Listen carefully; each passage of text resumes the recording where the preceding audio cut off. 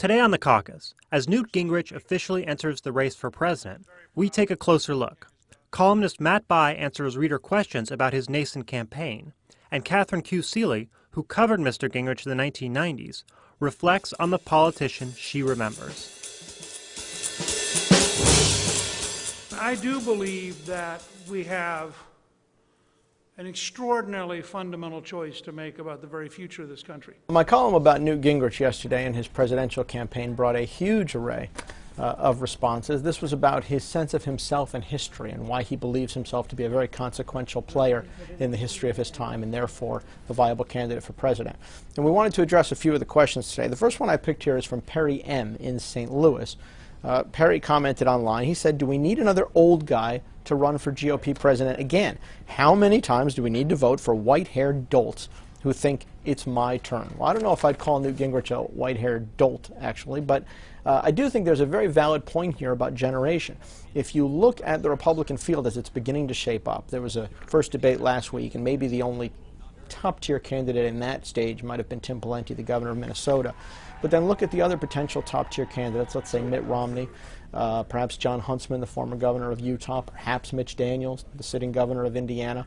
All of them would turn a generational corner for Republicans, the same corner the Democrats effectively turned when they nominated Barack Obama in 2008. Gingrich, on the other hand, would be 69 when he took the oath of office. He's considerably older than all these guys. And I do think it raises an important question for Republican voters about whether the party needs to move along generationally or whether perhaps there's something reassuring about a candidate who takes them back to a time where they felt the country was on a better track. Now, this one comes from Facebook. It's Richard Haupert Jr. I hope I pronounced that right. Richard says, "How can a serial adulterer and a lapsed evangelical run on a quote-unquote family values platform?" And the reason I've chosen this one is because it's in so many of the comments. I would say a dominant theme of the mail I got too is about Newt Gingrich's adultery and his past marriages and his personal transgressions. Now, I get that there's an issue here of hypocrisy because, of course, Speaker Gingrich was one of the people who led the impeachment process against Bill Clinton. But here's the thing. I just don't really care about candidates' sex lives and personal lives and marriages.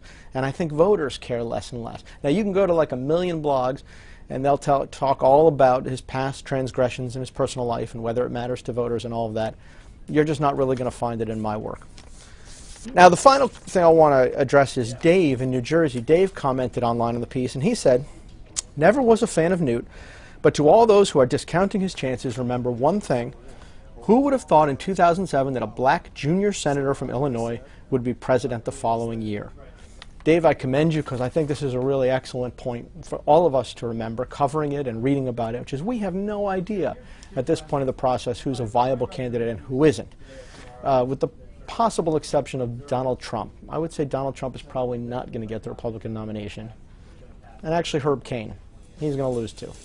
But it's a good point.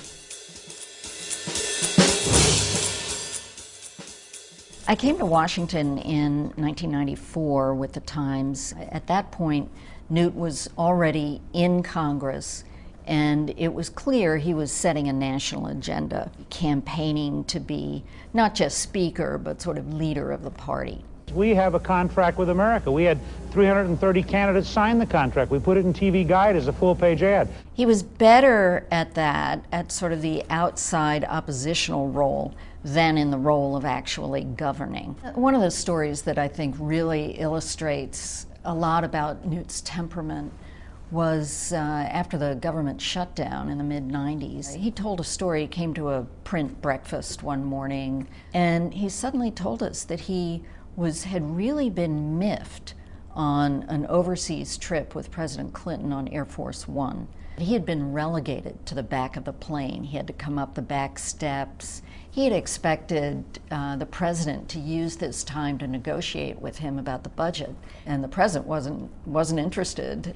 And Newt said essentially that he shut down the government because he was miffed at being relegated to the back of the plane. The famous picture that came out of this was the Daily News that then had a big picture of him in diapers saying, "Crybaby."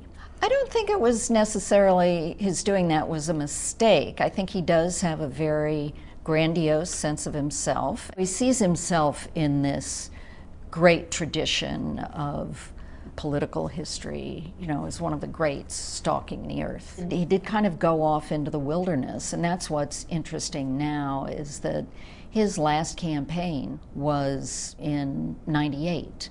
So this is quite a while to kind of come back on the scene, not having been in even a competitive race for so many years.